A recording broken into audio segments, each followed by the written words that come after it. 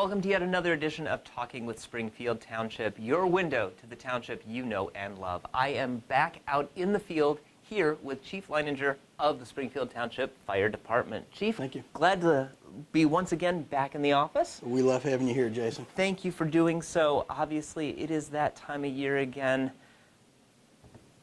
Ballot season. Yes. It is one of the tough times in my office because I am talking levies and ballots and issues at galore.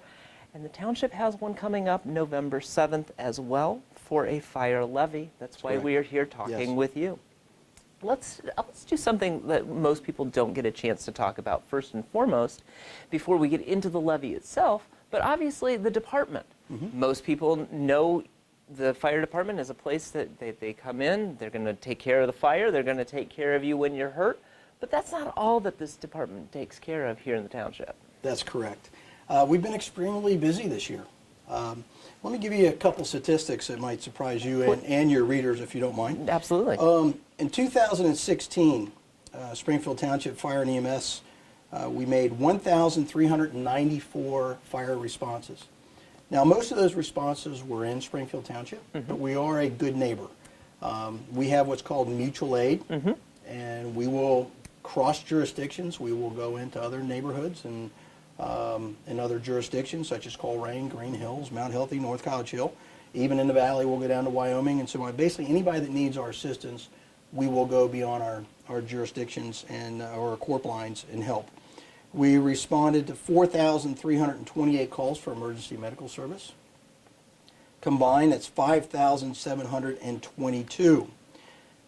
That's a busy fire department. That is a very busy fire department. Based on these statistics and populations served, that ranks us the third busiest suburban fire department in Southwest Ohio. That is a pretty big pill to swallow if you think about it. It is. And if you think about it, we do always talk about how spread out the township is, and that is one of the difficult things for you. It is. Especially, but being a good neighbor as well. So you compound that, and being able to go out of your jurisdiction and beyond borders, so to speak, that makes it a very busy and hefty task for you and the crew to do. It is. And we rely heavily on our neighbors. There's places such as Pleasant Run Farms where our response time is 8 and 9 minutes in some cases. And for an EMS run, that is on that borderline. Exactly. And so to help expedite our response, we have a contract that we've established with Coleraine Township for them to first respond into Pleasant Run Farms. So they're getting a 4 to 5 minute response time from Station 109, which is just off of Kemper Road. They respond into Pleasant Run Farms, and they give us a 3 or 4 minute head start, and they can come in, and in most cases, they don't need to do too much, but in the cases where they need medical intervention or a patient needs medical intervention, then they expedite response and can get that care initiated quickly. And that's for a non-breather, for a cardiac arrest, for a trauma patient, and in some cases overdoses. That quick, expedited response, quick intervention is critical. So Coleraine has been, we've had a great relationship with Coleraine, and they provide that contract service, and we have a similar service into Hollydale, where we use Springdale. Okay, So we have looked at creative ways of providing excellent service to our community, and it might not be our name on the side of the fire truck that's pulling up, but if they can get there quickly and they can get the service started, that's our goal. I was going to say, I think mostly we hope for is the positive response as opposed to what could happen if we did not have such a good handshake with one another. Well, let me take, again, just to share a few things for you as well. We just recently received the American Heart Association Lifeline Mission Award. There were only 65 fire departments out of 1,159 in Ohio that received this prestigious award. Wow. And it recognizes our cardiovascular intervention efforts. There's a program called STEMI. Basically what it is, if you're having a severe heart attack, quick intervention with our heart monitors, which we use a LifePak 15. We come in, we do a 12 lead EKG. Yes. The 12 lead, and I'll show you some of that equipment when we finish our interview here. We'll go out in the firehouse, I'll show you. With the LifePak 15, It's a 12 lead EKG, and it will, the computers inside of that machine will do a diagnostics analysis of your heart and determine whether or not you're having a heart attack or whether there's a blockage. If there's a blockage, that computer inside the heart monitor will send a message directly to the hospital, who has a 24-hour cath lab. We expedite transport. We go right past the ER. We take you right to the cath lab, and the goal is to have that blockage removed in your heart within 90 minutes. We just had one a month ago where we had a 37-minute intervention from the time that we put the 12 lead on till the time he was in the ER and had the blockage removed at Mercy West Hospital, 37 minutes. And that person walked out of the hospital in 2 days. So that type of, we're so proud to have that technology and you should be, yes, in Springfield Township, and our personnel are trained to do it. And again, it's great to be recognized, especially amongst our peers. July 5th, we just completed our 5-year accreditation with the Greater Cincinnati Academy of Medicine. They oversee our EMS operations. June 15th, the Springfield Township was awarded a $200,000 grant from Bethesda Inc. Corporation for the development of a community paramedicine model. We had our Kids Fire Academy in June. On August the 2nd, we'll have an ISO evaluation to establish our fire department's fire suppression rate. Currently we're a 3. Hopefully we can get it to a 2. And that primarily affects property insurance for commercial businesses. Okay. The lower the ISO rating, the better their insurance rates are. So there is definitely an incentive to do that for our commercial businesses. On October the 7th, that's a very important date for us because it's our fire prevention open house. We open up the firehouse here to our community members or visitors for that matter, and encourage them to come and walk through the firehouse, see what we do. You know, Jason, I've said all along that, you know, this is our equipment. We take care of it for the taxpayers. They own it. And their stakeholders, have a chance they own it. So when they come in and they want to see the firehouse, they want to see the equipment, they want to see how well we take care of it, or they have any questions, we want to show it off. We want to show them how proud we are and that we have the opportunity to be good stewards of their tax dollars and show them what we use it for. And so we encourage them to come by and visit with us and see it. If they have kids, bring the kids in. The kids love to see the fire trucks. They do. They love it. And let's face it, a lot of people don't want to see a lot of the equipment, especially if it's being used on them. That's correct. Yeah, that's not a good time to. No. Not a good time to be exposed to the equipment. Sure. Yes. I'm sure that they're happy that we have it, but I'd much rather show it to them in a non-emergency situation. Absolutely. Yes. And then November the 7th is our fire levy. Encourage everybody to get out and vote, not only for fire levies, but really for all issues that need people's input. It brings us to that question. I mean, obviously, it will be on the ballot in November, but it is a renewal of a 5-year. Obviously, we've read of the great accomplishments of the department, but what is the necessity of it? People are always going to look and go, here comes another tax levy on the ballot. Why is this so important? Well, it gives us the ability to sustain our operations. The levy, the 1 mil levy, generates $561,000 for our operation. And quite frankly, Jason, I mean, without that $561,000, this operation is going to suffer. Sure.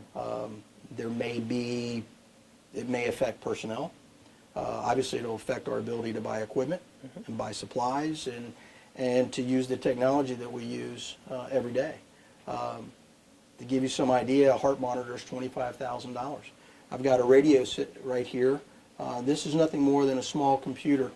And this radio right here is about $5,000. That's amazing. And so, you know, you see these things and you just kind of take them for granted, but you don't really think about the cost associated with these things.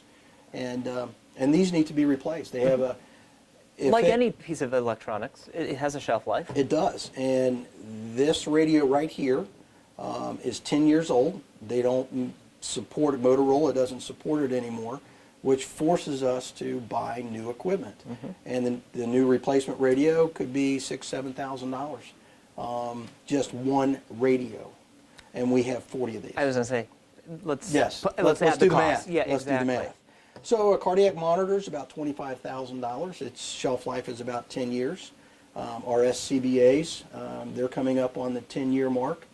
They're required to be replaced and be upgraded with new technology.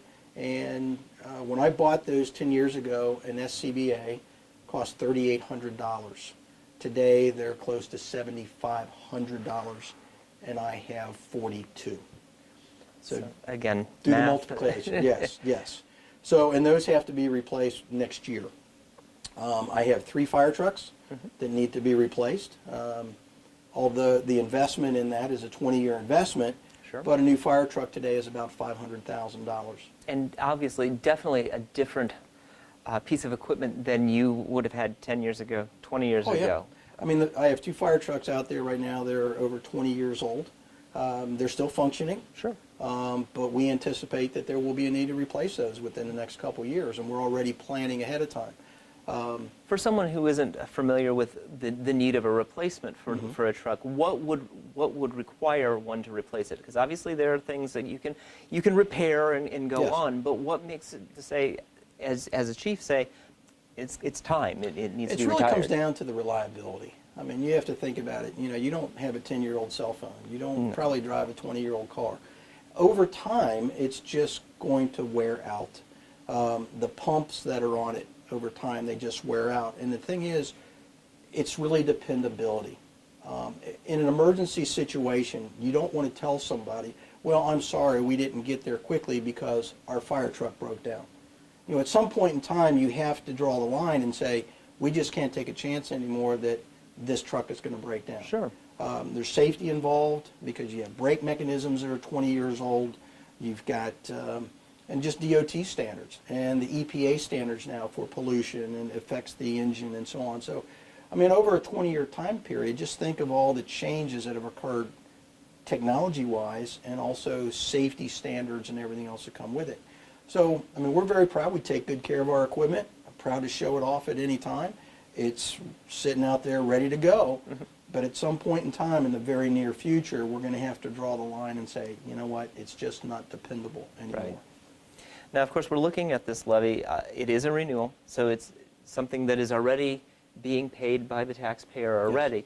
How will this affect the taxpayer if it were the infamous $100,000 home? How does it affect that individual? Well, they in their won't tax see an bill? increase. I mean, See, that's the main thing. And that's the important is thing. they won't see, it's not a new tax. Yeah. The trustees have made a commitment really not to raise taxes, and they're doing everything possible to avoid that. The things that we do in-house here, and really with our budget process, we do things so that it is a tax avoidance plan. We do everything possible to keep from having to increase taxes. And this is one that we would have liked to have had it as a continuous levy, but we listened to the taxpayers 5 years ago, and they said that they wanted an opportunity to vote on it again. And so at that point, the board decided that in 5 years, we're going to go back out to the taxpayers, and we're going to let them decide.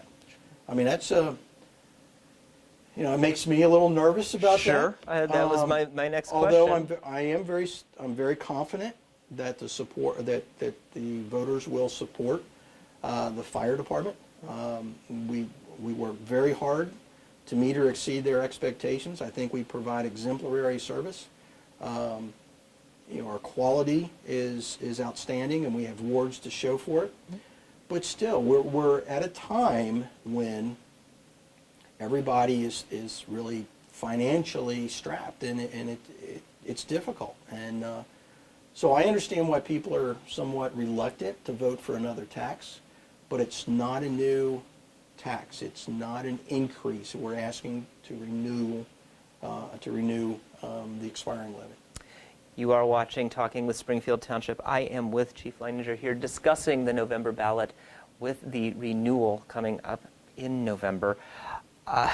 Playing the devil's advocate like I like to do, you know, the unfortunate question has to come. You know, we like to say, you know, that the township's going to listen and they will do what they feel in their heart. But if that happens to be something where they say, you know, maybe this isn't what I'm looking for, how does that affect the township? Obviously, I'm saying, what if there is a no?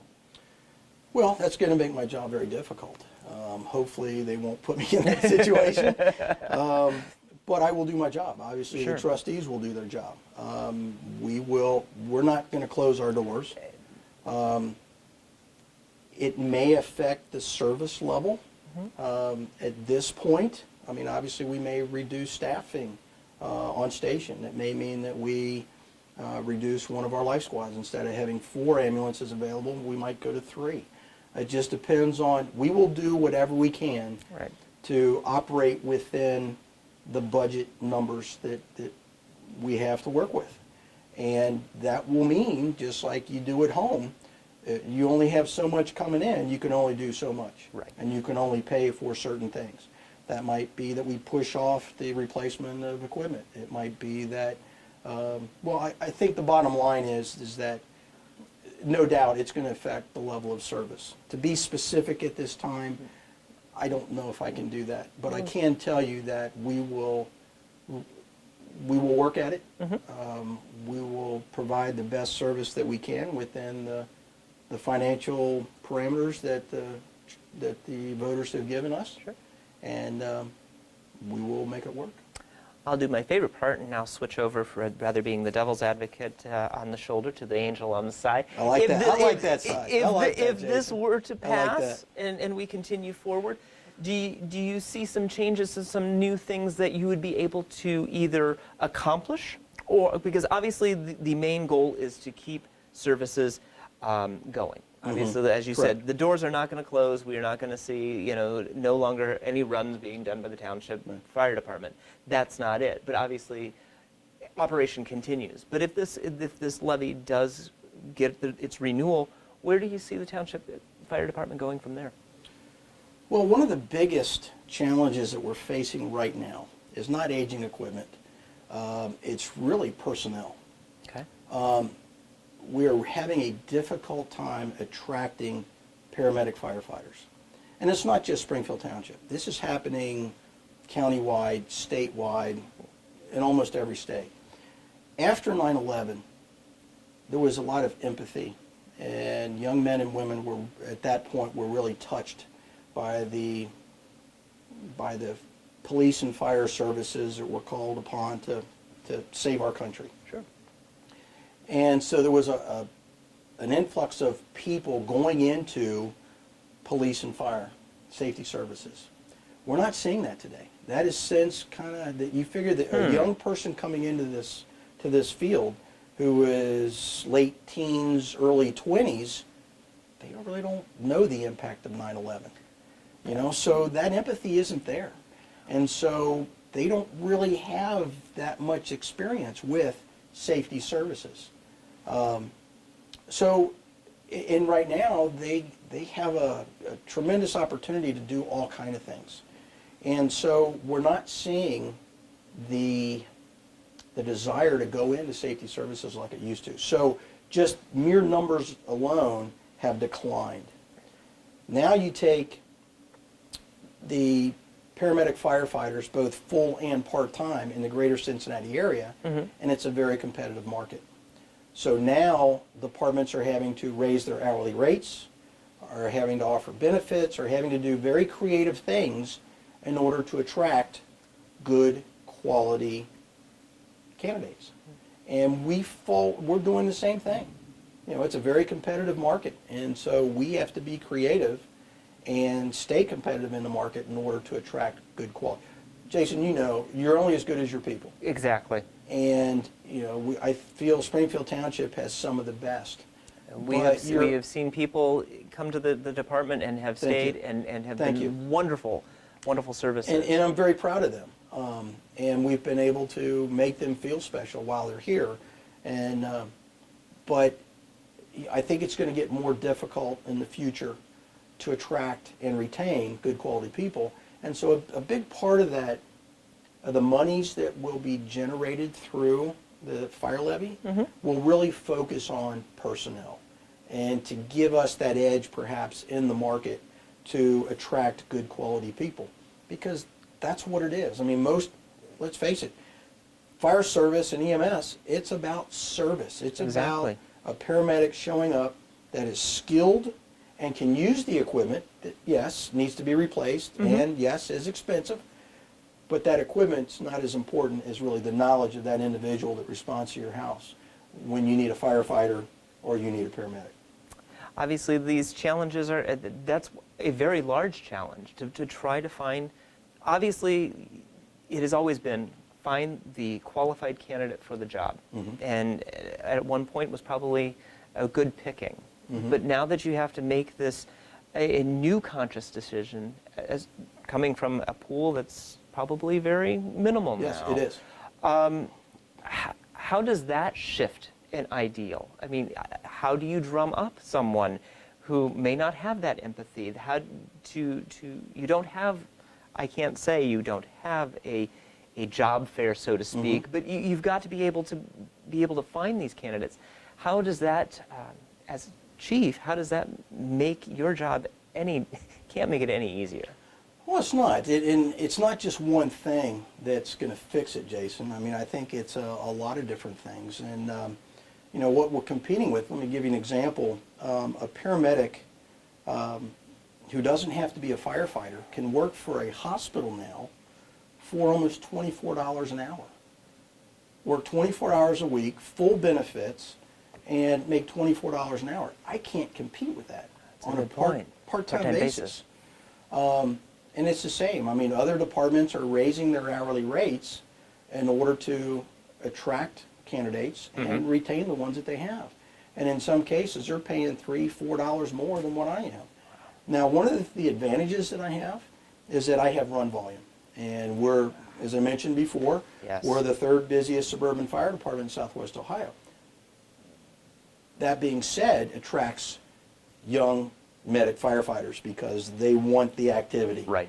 They like it. They want to run. I mean, when you're a soldier, you want to be out there fighting. When you're a paramedic firefighter, you want to be somewhere where there's activity and you can use your skills.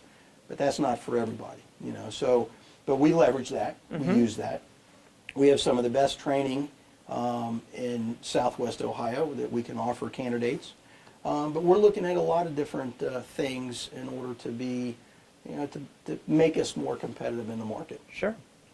Now, obviously, the major question I always have is, if anybody else has any further questions that I have not been able to elicit out of you, how do they get a hold of you? Well, they can contact me by just going to our website, springfieldtownship.org. It has my information. It has the website. It has my email. It also has a telephone number. They're welcome to call me. I'd be glad to talk with them on the phone. They're welcome to come in and meet with me in person. I would be glad to show them the firehouse at any time. And if I'm not available, any of my staff would be glad to do that too. You know, Jason, this fire operation is really, it's owned by the taxpayers, and it belongs to them. And we are basically the caretakers, you know. So we're very fortunate to have some great people, great leadership, and great facilities to operate under. We pride ourselves on giving the best possible service we can within the financial means that we have to work with. And we want to be the best in class. I mean, that's our goal, to keep raising the bar, looking at innovative ways to do things, looking at collaboration and doing things more with our surrounding neighborhood jurisdictions.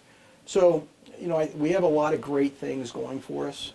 We hope that the taxpayers will see that and will want to continue that excellent service. And but if anybody has any questions and would like to talk to me personally, please feel free to contact me, and I would be glad to meet with them one-on-one. Well, again, this is why we do the programs for the township, so that they understand the items that are going to affect them here. And I'm very thankful that you were able to take some time out of your day to explain what was going on and have a seat in your office. Well, Jason, it's great to see you. We always love you coming by and visiting with us. We like the fact now that you're being kind of more mobile. You're getting out of the studio. I'm normally used to sitting talking to you, you know, with black curtains behind us and things, but sometimes we got to get out and move around. I like the new mobile approach kind of thing, where, you know, we can come to the firehouse and I can show off the equipment and show you some new things. We can make things happen. I love that. I love that. Chief, thanks for joining us today. I also want to recognize this young man behind the camera too. Doesn't he do an awesome job? This is Sean. He's here working with Waycross as an intern, and had the pleasure of working with him today. Thank you, Sean. And hey, you got to give credit where credit's due. I want to thank him Great. as well. Awesome. Thank you for joining us. This has been Talking with Springfield Township, your opportunity to talk to those in the know in the township. Now that we've given you all the information, especially about this ballot issue in November, it's time for you to do your duty and do the responsible thing and vote on November 7th. Have a great evening. We'll see you next time.